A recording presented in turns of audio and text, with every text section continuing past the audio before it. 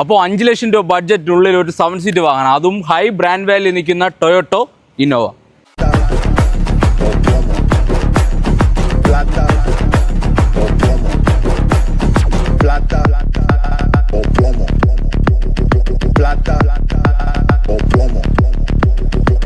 High brand വാല്യൂയിൽ നിൽക്കുന്ന ഒരു 7 seat വാഹനം, അത് ലോ ബഡ്ജറ്റിൽ 5 ലക്ഷം രൂപയ്ക്കുള്ളിൽ.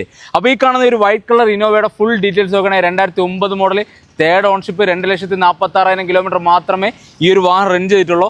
ഫുൾ കമ്പനി സർവീസ് അവൈലബിൾ ഉള്ള വാഹനം കൂടെയാണ്, റീസെൻ്റ്ലി സർവീസ് കഴിഞ്ഞ് കിടപ്പുള്ള വാഹനം കൂടെയാണ്. അപ്പോൾ ഈ കാണുന്ന ഈ റീ രജിസ്ട്രേഷൻ വാഹനത്തിൻ്റെ ഓപ്ഷൻ വരുന്നത് G4 ആണ്. മേജർ ആക്സിഡൻറ്റോ കാര്യങ്ങളോ ഒന്നും തന്നെ ഈ ഒരു വാഹനത്തിന് വരുന്നില്ല.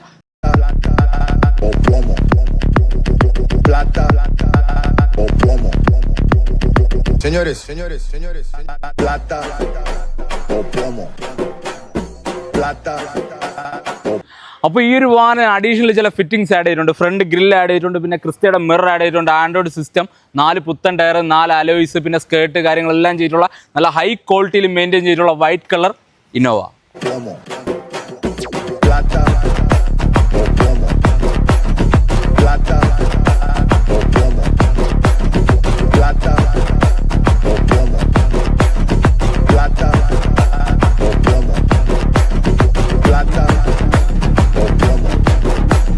ലക്ഷം രൂപയ്ക്കുള്ളിൽ ലോ ബഡ്ജറ്റിൽ വരുന്ന ഈ ഒരു 7 സീറ്റ് വാഹനത്തിന് ആസ്ക് ചെയ്യുന്ന പ്രൈസ്, അതായത് ഹൈ ബ്രാൻഡ് വാല്യൂ നിൽക്കുന്ന ഈ ഒരു ടൊയോട്ടോ വൈറ്റ് കളർ ഇന്നോവയുടെ 4 പുത്തൻ അലോയ്സ്, 4 പുത്തൻ ടയർ, അത്യാവശ്യം വേണ്ട എല്ലാ വർക്കും കംപ്ലീറ്റ് ചെയ്തിട്ടുള്ള ഈ ഒരു ഹൈ ക്വാളിറ്റി ഇന്നോവയുടെ ആസ്കിംഗ് പ്രൈസ് നോക്കണമെങ്കിൽ വെറും 4,80,000 രൂപ മാത്രമേ ഉള്ളൂ.